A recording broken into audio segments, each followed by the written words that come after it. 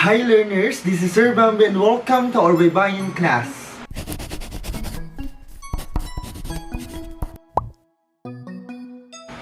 Sa videong ito ay ating matutunan kung paano isulat ang character N na, ne, ni, no, nu at character P, pa, pe, pi, po, pu ng baybayin.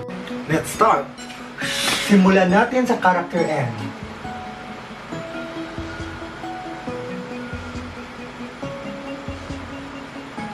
Ito po ang character N ng baybayin. Uulitin ko po. 1, and then pampatay, patingin. Kung isa-search nyo po sa internet, may dalawang mukha po ang character N. Maaring ganito at maaring ganito na parang payong po siya. Ito po ang character na, character ne, ni, character no, nu ng baybayin. Character na, character ne, kisling sa itaas, character ni, kisling sa itaas, character no, kisling sa ilalim, character nu, kisling sa ilalim at character N.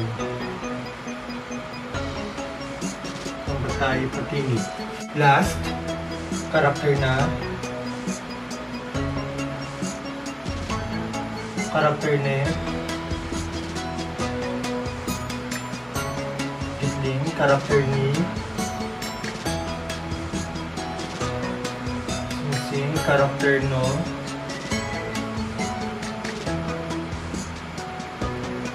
sing sa ilalim, character nu, kitling, character N, ba tayo patingin. Let's proceed sa character P ng baybayin.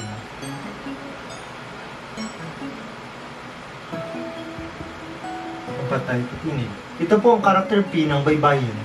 Uulitin ko po. 1, 2, 3, and then 1, pampatay patingin. Okay, let's practice. Let's start with character pa.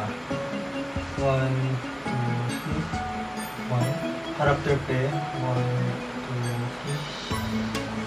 2, 3. Ditling sa taas, character P. 1, 2, 3. Susing, character po. 1, 2, 3. Susing sa ilalim, character po.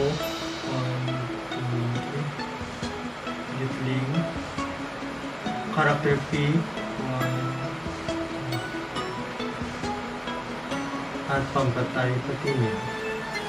Again, character pa, 1, 2, 3, character P, 1, 2, 3, ditling, character P, 1, 2, 3, kising sa itaas, character po, ilalim, character po,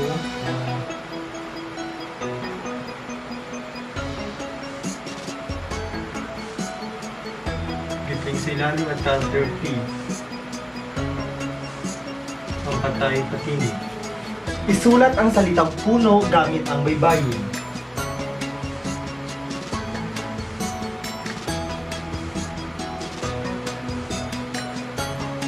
Time is up. May dalawang pantig ang salitang puno. Ang unang pantig, pu, at ikalawang pantig na no. Unahin natin syempre ang unang pantig na pu.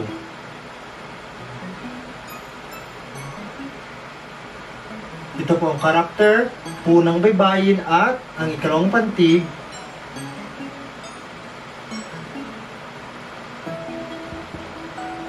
Ito po ang karakter nyo ng baybayin. Ito po ang salitang puno gamit ang baybayin.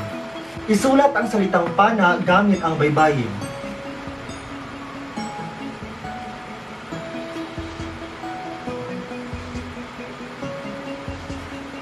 Time is up. Ang salitang pana ay may dalawang pantig. Ang unang pantig ay pa at ikalawang pantig ay na. Siyempre, uunahin natin ang pa. Ito po ang karakter pa ng baybayin, wala pong marka sa itaas at sa ilalim, at ikalawang pantig na. Ito po ang karakter na. Ito po ang salitang pana gamit ang baybayin. Isulat ang salitang halaman gamit ang baybayin.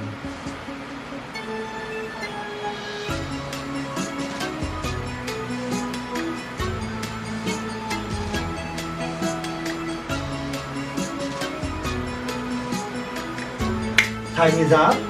Ang salitang halaman ay may tatlong pantig. Unahin natin ang ha. Ito pang ha ng baybayin, la, man. Unahin natin yung ma. At character N.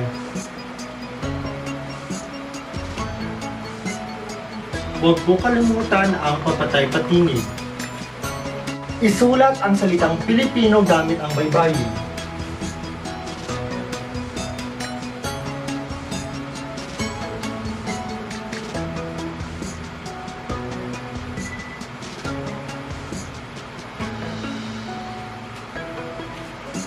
Time is up.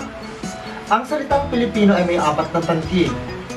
Una, ikalawang pantig ang li, ikatlong pantig ang pi, at apat na pantig ay no. Unang pantig.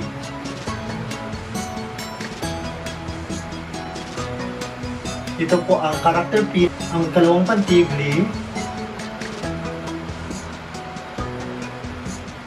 Ito po ang karakter li, P, at no.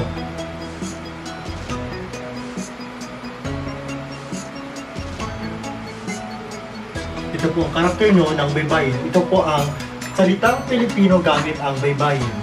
And that ends our baybayin tutorial for character N, nane, nino, nu, at character P, pa, pe, pipo, pu ng baybayin. Don't forget to subscribe to join my class, like this video for your attendance, and click the notification bell para hindi ka malate sa class ko. This is Sir Bambi and you may now evaporate.